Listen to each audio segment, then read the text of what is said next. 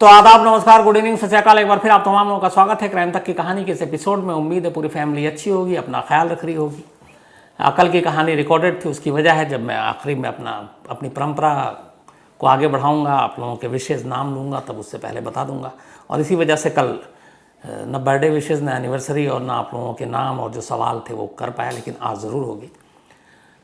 तो कल हालांकि मैं मैच शुरू करूं उससे पहले, मतलब कहानी शुरू करूं, आईपीएल का पहला एलिमिनेटर और उसमें जिस तरीके से आरसीबी मैच जीती, मुझे पता नहीं क्यों ऐसा लग रहा है कि हालांकि क्रिकेट में कुछ भी भविष्यवाणी करना बड़ा ख़तरा होता है उसमें, लेकिन कहीं आरसीबी आईपीएल जीत भी ना जाए, जो कि बाहर हो गई थी। दिल्ली की टीम ने जिस तरीके से खेला, उनकी कुछ गलतियाँ, बेवकूफ़ियाँ, उसकी वजह से आरसीबी इस वक्त प्लेऑफ में है।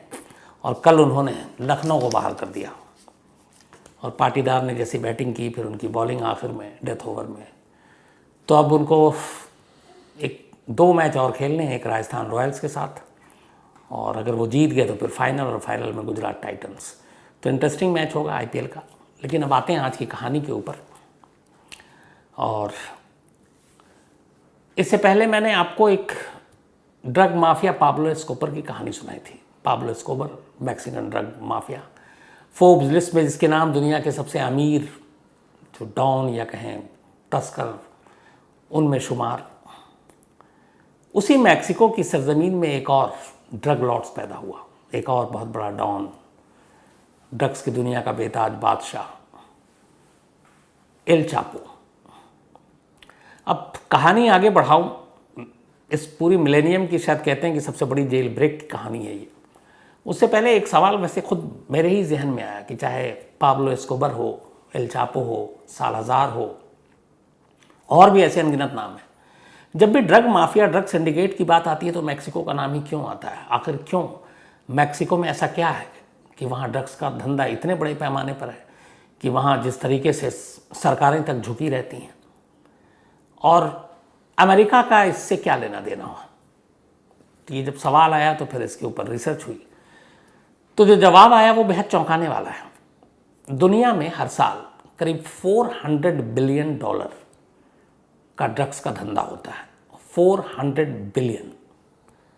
अब इसको और आसानी से समझे तो ऐसे समझ लीजिए कि पाकिस्तान और ईरान के जितना जीडीपी है एक साल का, दो देश का मिलाकर, उससे ज़्यादा, इन दो मुल्कों की जीडीपी से ज़्यादा अकेले ड्रग्स का धंधा है। 400 बिलियन। अब इसमें मैक्सिको क्यों? तो मैक्सिको के आने की एक वजह है। मैक्सिको का एक तो तापमान, टेम्परेचर, वहाँ की आबोहवा, और वहाँ जिस तरीके से ड्रग्स की खेती होती है, तो शायद यही वजह है कि वहाँ पे पैदावार ज़्यादा है। तो जब पैदावार ज़्यादा है तो फिर उसका धंधा भी होगा। कहते हैं कि जो $400 बिलियन का धंधा होता है ड्रग्स का, उसमें हीरोइन 100 बिलियन सिर्फ हीरोइन। इसके अलावा कोकीन 130 बिलियन, 130 बिलियन, गांजा 75 बिलियन, और जो सिंथेटिक ड्रग्स होते हैं अलग अलग, वो अराउंड 60 बिलियन। तो 400 बिलियन। और अकेले इस ड्रग्स के खिलाफ लड़ाई लड़ने में अमेरिका हर साल करीब 600 बिलियन खर्च करता है। मतलब पूरी दुनिया में $400 बिलियन के ड्रग्स का धंधा होता है, और अमेरिका उसको अपने यहाँ रोकने के लिए 600 बिलियन खर्च करता है। यानी कि पूरे 400 से 200 बिलियन ज़्यादा, ये भी अपने आप में है।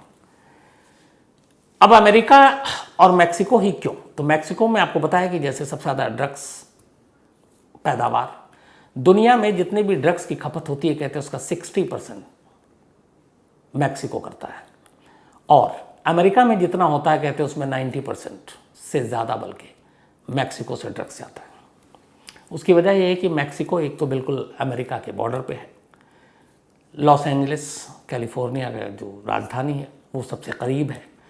लास वेगस, वो भी करीब है।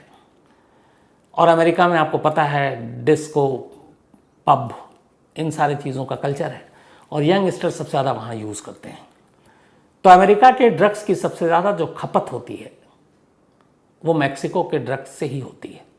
और इसीलिए वक्त वक्त पर हमेशा मैक्सिको को लेकर अमेरिका परेशान रहता है, क्योंकि वहाँ बड़ी आसानी से ड्रग्स पहुँचाई जाती है। और ये भी है कि मैक्सिको में ऐसे बहुत सारे पोर्ट्स हैं जहाँ से आसानी से ड्रग्स की सप्लाई होती है। एल चापो ने तो सुरंग बना दी जिसकी वजह से आसानी से इसकी सप्लाई होती है। इसके अलावा ये भी है कि जिस तरीके से अमेरिका में इसकी डिमांड है वो डिमांड सिर्फ मैक्सिको पूरी कर सकता है। और यही वजह है कि जब भी जितने भी, चाहे वो पाब्लो एस्कोबर रहा हो, सालाजार रहा हो या फिर एल चापो रहा है, अमेरिका की नज़र में ये सबसे बड़े विलेन रहे हैं। लेकिन कहीं ना कहीं एक दौर था जब अमेरिका ने ही ड्रग्स की खेती करने के लिए मैक्सिको को बढ़ावा भी दिया था। ये भी एक सच है, एक फैक्ट है। तो ये तो रही सारी चीज़ें। अब इसीलिए वक्त वक्त पर मैक्सिको में ड्रग्स माफिया बड़े बड़े पैदा होते रहे। पाब्लो एस्कोबर की आपको कहानी सुनाई थी। आज की जो कहानी का मेन विलेन हीरो जो बोल लीजिए वो एल चापो है। 5 फीट से 6 इंच, और एल चापो नाम उसके इसी शॉर्ट हाइट की वजह से पड़ा था। जैसे हम लोग कहते हैं नाटा है, ठिगना है, उसी तरीके से तो उसका नाम एल चापो उसकी हाइट की वजह से दिया गया, वरना उसका एल चापो गजानन पूरा नाम था। तो एक किसान परिवार में पैदा हुआ। बाप भी, चूँकि मैक्सिको में बहुत बड़े पैमाने पर लोग खेती बाड़ी ड्रग्स ही करते हैं, बाप भी यही धंधा करता था। फिर वो धीरे धीरे बाहर निकला, उसने अपने धंधा जमाने की कोशिश की। उसके बाद इसने, उस वक्त एक बड़े ड्रग लॉर्ड्स हुआ करते थे वहाँ पर, जिनका नाम था Lord Hector Luis Palma Salazar की जो बात कर रहा हूँ। उसने उसका गैंग ज्वाइन किया। वहाँ से उसने ड्रग्स बेचना, ख़रीदना, ट्रांसपोर्ट करने का काम सीखा। फिर इसकी चूँकि पैदाइश जिस जगह पे हुई थी मैक्सिको में, वो था सिनालोआ शहर। बाद में जब सालाजार की मौत हो गई, गैंग तितर बितर हो गया, तो एल चापो ने अपना गैंग शुरू किया और इसका नाम पड़ा सिनालोआ कार्टेल। और ये अमेरिका को सप्लाई करने वाला सबसे बड़ा कार्टेल बन गया। पर एल चापो ने एक काम किया था। उसने जब इस धंधे में उतरा तो उसने ड्रग्स को कैसे पहुंचाना है इसके ऊपर सबसे ज़्यादा माथापच्ची होती है। बोट के ज़रिए, बाकी चीज़ों के ज़रिए, अलग अलग सामान के ज़रिए। एल चापो ने सुरंग का एक जाल बिछाया और उसने सुरंग के रास्ते ड्रग्स जो है अमेरिका में भेजने का काम शुरू किया। चूँकि आप अगर नक्शे में भी देखें तो मैक्सिको और अमेरिका दोनों की सरहद सीमा बहुत मिलती है, समुद्री रास्ते से, साइड से भी। तो उसने ऐसे ऐसे सुरंग बनाए कि वो सीधे मैक्सिको से अमेरिका की सरजमीन पर ड्रग्स भेज देता था। और कहते हैं 4 दशक तक, 4 डिकेड्स, उसने इस तरह से सुरंग बना कर खूब ड्रग्स बेचा। फोर्ब्स लिस्ट में, बाद में जब वो गिरफ्तार हो गया तब भी दुनिया के अमीर लोगों की सूची में, लिस्ट में उसका नाम होता था। दुनिया के पावरफुल लोग हैं उसकी लिस्ट में उसका नाम होता था। और इसने बड़े खून खराबे भी किए अपने विरोधी गैंग को मारने के लिए, लेकिन ताकतवर भी बना और इसका धंधा चलता रहा। लेकिन इसके इस धंधे से अमेरिका बहुत परेशान था। अमेरिका चाहता था एल चापो पे रोक लगाए। वहाँ की पॉलिटिक्स, सरकार सबको रिश्वत दे, यही काम पाब्लो एस्कोबर ने भी किया था। तो उसका धंधा ठीक ठाक चल रहा था, बेइंतहा पैसा, बेशुमार, 4 शादियाँ की। 2017 में उसने एक ब्यूटी क्वीन से शादी की। लेकिन उससे पहले ये सब कुछ जब चल रहा था, पहली बार एक बार एल चापो गिरफ्तार हुआ और ये बात है 1993 की। 1993 में एल चापो को वहाँ की पुलिस ने गिरफ्तार कर लिया और शायद अमेरिका का प्रेशर था। इसके बाद उसे मैक्सिको की सबसे जो सुरक्षित जेल थी, प्यूंटे ग्रेनेड जेल मैक्सिको में, वहाँ उसको रखा गया। अब मैक्सिको की सरकार को लगा चलो भला टली, अमेरिका भी हड़का रहा, बार बार एल चापो को लेकर पकड़ा गया जेल में। उसका मुकदमा चला और 20 साल की सज़ा सुना दी गई एल चापो को। 93 में गिरफ्तारी के बाद अब एल चापो 20 साल की कैद के लिए जेल भेज दिया गया। लेकिन मैक्सिको सरकार की ये गलतफहमी थी कि एल चापो जो है अब उसका केस क्लोज हो गया। वो जेल के अंदर रहकर जेल से भागने का प्लान बनाता रहा। जेल के अंदर से सारे स्टाफ के बारे में उसने पता किया। और मैक्सिको वो देश है जहाँ करप्शन बिल्कुल आम चीज़ है। किसी भी सरकारी अफसर, कर्मचारी, जेल, पुलिस, यहाँ तक कि सरकार, उनको भी ख़रीदा जा सकता है। एल चापो ने उनकी इस कमज़ोरी का भरपूर फ़ायदा उठाया, जेल के स्टाफ के बारे में जानकारी हासिल की। कहते हैं 73 लोगों से दोस्ती की, और उन 73 से दोस्ती का मतलब उन्हें खूब पैसे खिलाए। इसके बाद 19 जनवरी 2001 की तारीख आई, करीब 8 साल हो चुका था जेल में रहते हुए अब तक। 12 साल की सज़ा बाकी थी। लेकिन 19 जनवरी 2001 को मैक्सिको सरकार के लिए बड़ी शर्मिंदगी का दिन था।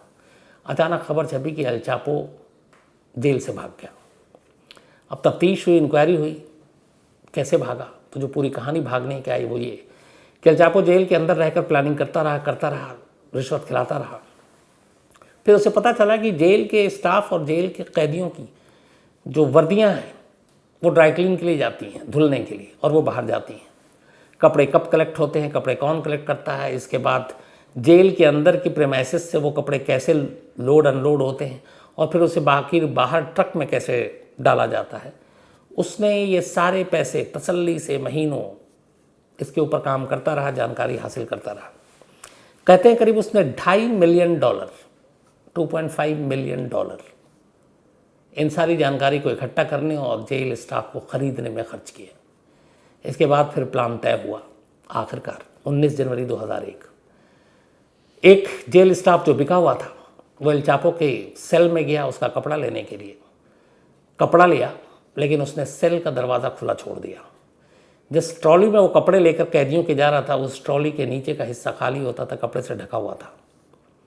एल चापो ने उसका फ़ायदा उठाया और उस ट्रॉली के अंदर जाकर छुप गया, गंदे कपड़ों के बीच में।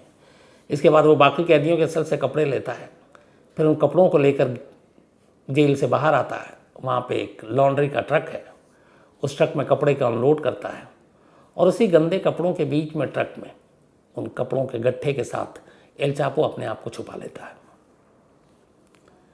इसके बाद वो ट्रक बाहर, एल चापो वहाँ से निकलता है। अब वो बाहर आ गया, लेकिन उसे मालूम है इस ट्रक पे ज़्यादा देर रुक नहीं सकते। फिर जिस ट्रक से वो बाहर निकला वो भी सब बिके हुए थे। एक जगह गाड़ी रुकती है, मतलब ट्रक रुकता है।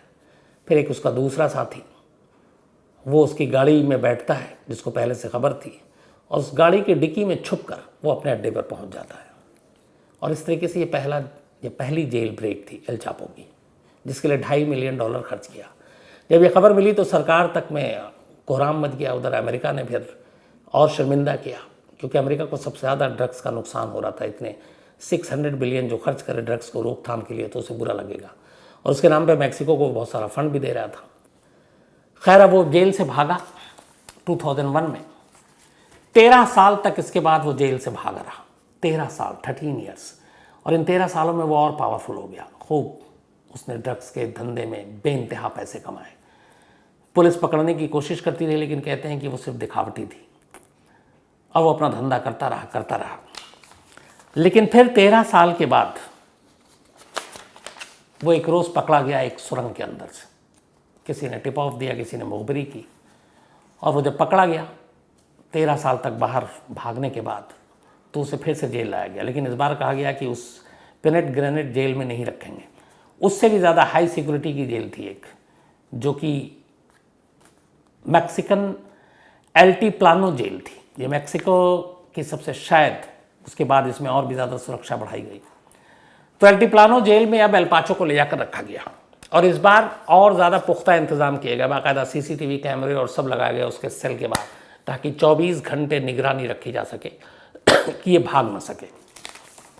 अब सख्त पहरे में है एल चापो, कैमरे की नज़र में भी है। भागे कैसे? सिर्फ एक चीज़ छोड़ दी थी जेल ऑफिशियल, जेलर और स्टाफ ने, जो उसके सेल में था, और वही एक थोड़ा सा हिस्सा था जिसमें वो कैमरे की जद में नहीं आ सकता था। और वो हिस्सा था जहाँ पे वो नहाता या फिर वॉशरूम था, सेल के अंदर ही था। तो वो ठीक भी नहीं था, क्योंकि वो नंगा हो और अपनी ज़रूरत पूरी कर रहा हो, और उसको भी आप लाइव देखें। तो इसलिए उसके इस कमरे के अंदर के एक छोटे से हिस्से जहाँ पे एक शावर था और जहाँ पे वो शीट थी, उनको छोड़ दिया गया। बाकी सब कैमरे की नज़र में था। तो जब वो उस वॉशरूम में जाता तब भी कोई ना कोई एक नज़र रखता था कि 10 मिनट, 15 मिनट, 20 मिनट नहा धोकर आएगा, 25 मिनट, इससे ज़्यादा नहीं। और इसमें कई बार देखा गया जब वो पकड़ा गया कि एवरेज उसका था ये करीब 15 से 20 मिनट में वो आ जाता था। पकड़ा गया, जेल में रहा। अब जेल में रहते रहते उसको करीब 1 साल हो गए थे। 1 साल तक वो जेल में रहा, उसके ऊपर निगरानी रखी गई। लोगों को लगा कि अब एकदम सब कुछ ठीक है। लेकिन उसके बाद 11 जुलाई 2015, एक साल से कुछ ज़्यादा ही रहा था वो। 11 जुलाई 2015 की तारीख आई। सीसीटीवी कैमरा लगा हुआ है। एक गार्ड जिसको ख़ास हिदायत थी कि वो एल चापो के ऊपर नज़र रखेगा सेल पे, उसकी हर हरकत पर, वो कंटिन्यू रखते, ड्यूटी बदलती रहती थी। इसके बाद शाम के टाइम जब खाने पीने का वक्त ख़त्म हो गया तो अचानक गार्ड की नज़र पड़ती है, देखता है एल चापो अपने सेल में ही बने उठकर बेड से वॉशरूम की तरफ चला गया, जहाँ उसका शावर भी था, बेसिन भी लगा हुआ था। उसने कहा ठीक है। अब वो वेट करने लगा 5, 10, 15, 20 मिनट, 25 मिनट। जब 25 मिनट गुजर गए तब उस गार्ड को कुछ डाउट हुआ, क्योंकि अब तक वो उस गार्ड की भी ड्यूटी वहाँ होती थी तो दिन भर देखता था, एवरेज उसे मालूम था। उसने कहा 25 मिनट हो गए, अभी तक वो वॉशरूम से आया नहीं और कैमरे की नज़र वहाँ पे है नहीं।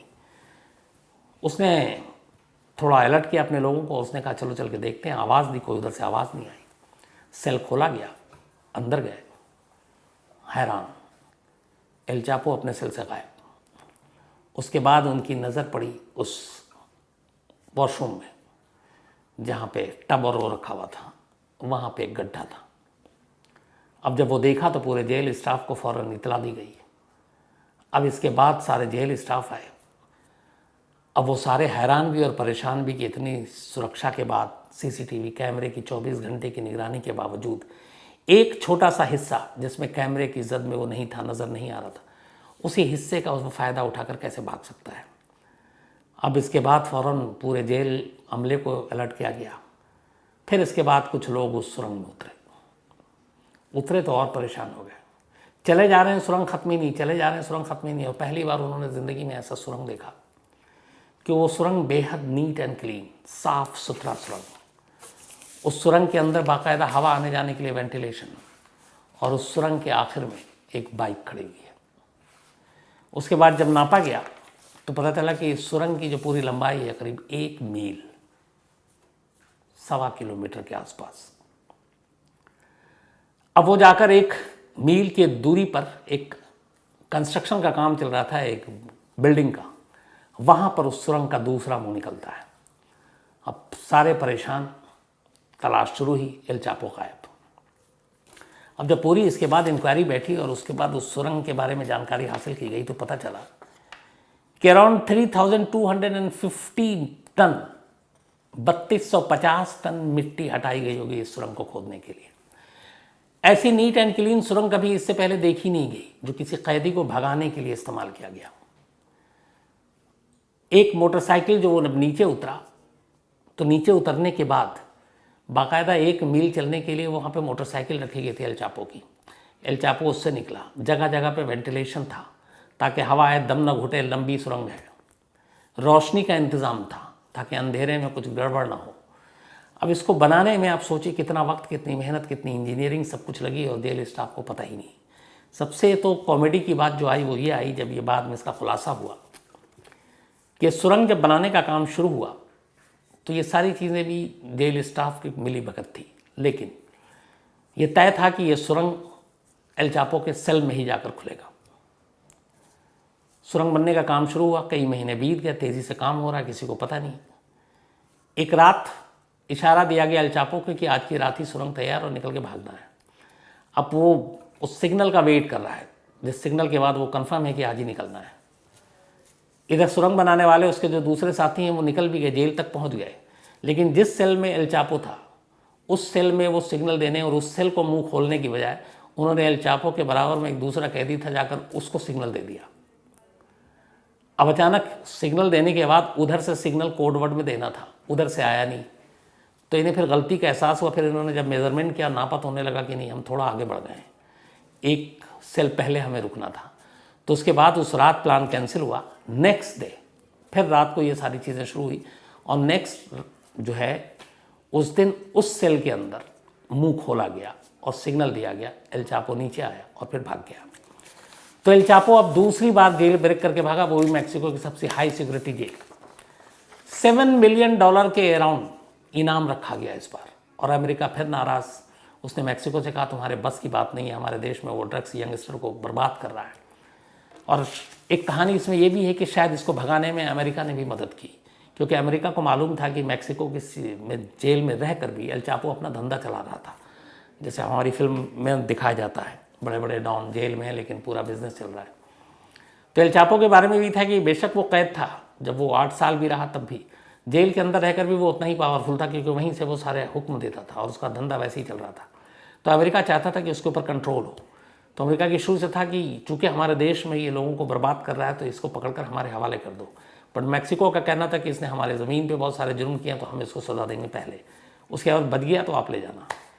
तो कहते हैं सेकंड टाइम में जब हुआ तो इसमें कहीं ना कहीं अमेरिका की भी कुछ मिली भगत थी, क्योंकि वो चाहता था अमेरिका कि ये फिर भागे, ताकि मौका मिले अमेरिका को मैक्सिको को ये बताने के लिए कि तुम्हारे बस की बात नहीं है। और इसी के बाद वो भाग गया। भागने के बाद इस बार हालांकि नसीब ने ज़्यादा साथ नहीं दिया, करीब 1 साल तक ही वो भागा। और 1 साल के बाद कहते हैं वो एक अपनी गर्लफ्रेंड के साथ सो रहा था एक कमरे में, और किसी मुखबिर ने खबर कर दी, और इसी वक्त वहाँ पे पूरी एक तरह से पुलिस का लाओ लश्कर पहुँच गया। जब एल चापो के कमरे में ये लोग दाखिल हुए तो वो नंगा था। इसके बाद फिर भी वहाँ उसने रोप झाड़ा। उसके बाद उसने कहा कि मैं अभी आता हूँ बाथरूम से, कपड़े बदल कर आया। उसके बाद उसको पकड़ कर ले गए, फिर जेल ले गए। लेकिन इस बार अमेरिका ने कहा कि नहीं, ये आपके बस की बात नहीं, इसे हमें सौंप दो। और आखिरकार 2017 में पहली बार जो मैक्सिको की सरकार थी उसने अमेरिका की बात मान ली और एल चापो को अमेरिका को सौंप दिया। इसके बाद एल चापो को अमेरिका ले जाया गया, और अमेरिका ले जाने के बाद 2017 में इसको वहाँ से अमेरिका के हवाले किया गया था। वहाँ न्यूयॉर्क में इसके खिलाफ ट्रायल शुरू हुआ, क्योंकि न्यूयॉर्क में बहुत सारे मुकदमे थे एल चापो के खिलाफ। 2018 में ये ट्रायल शुरू हुआ अमेरिका में, और कहते हैं कि इस बार ट्रायल के दौरान जब अमेरिका लाया गया तो एल चापो के बारे में ये रिपोर्ट मिली थी FBI को और बाकी उनकी जो DRI ड्रग्स वाले धंधे, कि एल चापो फिर भाग सकता है और उसका इतिहास है, पैसे बेशुमार हैं, अमेरिकी अथॉरिटी को भी ख़रीद सकता है। तो उसकी इतनी ज़बरदस्त सिक्योरिटी की गई थी कि जिस वक्त उसको कोर्ट लाया ले जाता पूरे ट्रैफिक को रोक दिया जाता था। उस वक्त सिर्फ उनके अमलों की ही गाड़ी होती थी, कैमरे से नज़र उसके ऊपर रखा जाता था। जिस सेल में जहाँ रखा जाता था उसको एक तरह से छावनी में तब्दील कर दिया जाता था ताकि ये भाग न सके। तो उसकी सिक्योरिटी पे अमेरिका ने ना मालूम कितने पैसे खर्च कर दिए। खैर ट्रायल शुरू हुआ और 2019 में करीब 1 साल मुकदमा चला। उसके बाद वहाँ की फेडरल कोर्ट ने एल चापो को अमेरिका में ड्रग्स सप्लाई करने, हथियार रखने, ड्रग्स की स्मगलिंग करवाने, मनी लॉन्ड्रिंग, उन पैसों का इस्तेमाल उस तरीके से, इन सब के लिए ताउम्र लाइफ इम्प्रिजमेंट की सज़ा दी। और साथ ही कुल 10 ऐसे मामले थे जिसमें उसे दोषी करार दिया गया। तो चापो को ताउम्र कैद की सज़ा दी गई, और इसके अलावा उसको हथियार रखने और बाकी चीज़ों के लिए 30 साल अलग से कैद की सज़ा दी गई।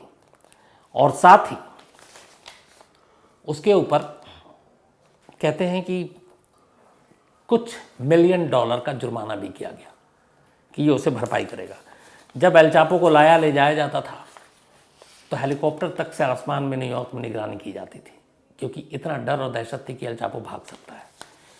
2017 में अमेरिका गया, 2019 में ताउम्र कैद की सज़ा हुई, और अब भी एल चापो अमेरिका की एक जेल में कड़ी निगरानी में 24 घंटे कैमरे की निगरानी में रह रहा है। और वहाँ के कहते ये भी हैं कि जो जेल स्टाफ है, ख़ासतौर पर एल चापो के उसमें, उनको ज़्यादा दिन तक ड्यूटी पे नहीं रखा जाता है ताकि वो घुल मिल ना जाए, दोस्ती ना हो जाए और फिर कुछ सेटिंग ना हो जाए।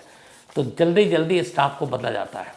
और एल चापो इस वक्त एक मतलब कड़ी निगरानी में रखा जा रहा है। उसका एक कोर्ट था जब ये भागा था सेकंड टाइम सुरंग बनाकर, तो कहते हैं जब सब कुछ ढूंढ रहे थे सब लोग, पूरी दुनिया, मैक्सिको भी अमेरिका भी, तब उसने एक हॉलीवुड के एक स्टार को बाकायदा टीवी पे एक इंटरव्यू दिया था। एक तरफ दुनिया ढूंढ रही है, वो इंटरव्यू दे रहा है, और उस इंटरव्यू में उसने कहा था कि अगर आप पकड़े जाते हैं तो परेशान मत होइए, क्योंकि पकड़े जाने के बावजूद भागने का एक रास्ता ज़रूर होता है। ये एल चापो का कोड था कि आप पकड़े जाएं तो परेशान ना हो, क्योंकि पकड़े जाने के बाद भी भागने का एक रास्ता ज़रूर बचता है। एल चापो अभी अपनी उम्र कैद की सज़ा अमेरिका की जेल में काट रहा है, और कायदे से जो कानून और फैसला है उसके हिसाब से जब तक वो ज़िंदा है, उसकी आखिरी सांस, तब तक वो अमेरिका की जेल में ही रहेगा। और शायद जिंदा बाहर ना आए। हाँ, अगर इस दौरान अगर उसने कोई एक बार और जेल ब्रेक कर दिया तो ये अलग बात है। तो ये थी एल चापो की कहानी। अब अपना सिलसिला आगे बढ़ाते हैं। आज शिवम सिंह, इनका जन्मदिन है लेकिन कल है, तो एडवांस में हैप्पी बर्थडे शिवम सिंह जी। और शशि सिंह जी ने भेजा है, और शिवम का 10वीं का भी 10th का एग्ज़ाम भी दिया, तो ऑल द बेस्ट, अच्छा रिजल्ट हो आपका। अंकित रोहेला का भी आज जन्मदिन है, हैप्पी बर्थडे अंकित। इसके अलावा शिवदीप, इनका भी जन्मदिन है कल, तो एडवांस में आपको हैप्पी बर्थडे शिवदीप, हनी ने भेजा है। इसके अलावा जय पटेल, इनका भी कल है, तो एडवांस में आपको भी हैप्पी बर्थडे जय पटेल, राजकोट से है ये। जगत थुलार, इनका भी जन्मदिन है, तो हैप्पी बर्थडे जगत जी। इसके अलावा अजीत मिश्रा, इनका भी आज जन्मदिन है, तो हैप्पी बर्थडे अजीत मिश्रा जी। और सीतू मिश्रा जी, इनकी पत्नी, उन्होंने भेजा है। पायल का भी जन्मदिन है, कल है, और एडवांस में हैप्पी बर्थडे पायल जी। और आप जब भी आएंगे पक्का पूरी क्राइम तक टीम के साथ आपसे मुलाकात होगी। और 3 कहानियों का अपडेट, शबनम, रेलू राम और सुशील कुमार का इन्होंने पूछा। शबनम अभी जेल में, फांसी के ऊपर कोई फैसला नहीं आया। रेलू राम की जो दोनों, उनकी अपनी बेटी और दामाद, ये अम्बाला जेल में बंद हैं। उम्र कैद की इनकी सज़ा हुई, उसके बाद कोई केस में अभी तक अपडेट नहीं है। सुशील कुमार की चार्जशीट दाखिल हो गई है, जेल में है, जमानत मिली नहीं है, मुकदमे का ट्रायल शुरू हो गया है, ये अपडेट है। बहुत सारे लोगों ने, परसों मैंने सवाल किया था 2 1 2 2 2 3 4 कि जो पहाड़े में हम जाग क्यों बोलते हैं, और बहुत सारे मेल आए, तो सारे का नाम लिखना मेरे लिए मुमकिन नहीं था, लेकिन ज़्यादातर लोगों ने सही, कुछ लोगों का छोड़ दूँ तो मैक्सिमम लोगों ने सही जवाब दिया है। जा कोई शब्द है नहीं, हमने अपनी सुविधा के हिसाब से ले लिया। एक्चुअली वो एस है, 2 2s, तो 2s का जो एस निकलता है, ये जो वो धीरे धीरे जा बनता गया। तो जा एक्चुअली ना सही है और ना कहीं पे है, लेकिन ये बन गया, जबकि वो एस आता है, मल्टीपल किसी भी चीज़ के लिए यूज़ करते हैं, तो 2 2 जा नहीं होता, बल्कि 2 2 एस होता है, लेकिन बोलने में 2 2 जा। बट ज़्यादातर क्राइम तक फैमिली मेम्बर ने, सबने बहुत सही एकदम जवाब भेजा है। कल मैं इसका जवाब इसलिए नहीं दे पाया, और भाई बहुत सारे लोगों ने कहा कल वो भी नहीं था, तो कल ये था कि कल मैं छुट्टी पे था, और गर्मी की छुट्टी में बेटी और मेरी वाइफ दोनों बाहर थे। बेटी तो 1 साल से बाहर थी, वाइफ भी 4-5 महीने से नहीं, तो दोनों लौट आए हैं, तो इसलिए उन दोनों के साथ थोड़े गप्पे मार रहा था, और बहुत दिनों बाद हम लोग तीनों मिले, तो बस यूं ही एक साथ थे। आज भी कोशिश करूँगा जल्दी भाग जाऊँ, क्योंकि वो अभी 2 महीने के लिए सिर्फ आई है, फिर भाग जाएगी, उसकी छुट्टी ख़त्म हो जाएगी, समर वेकेशन। तो इस वजह से नहीं था, और इस वजह से वो सारी चीज़ें नहीं कर पाया। और आगे अब बढ़ते हैं। गगनदीप सिंह जी लुधियाना से, इसके अलावा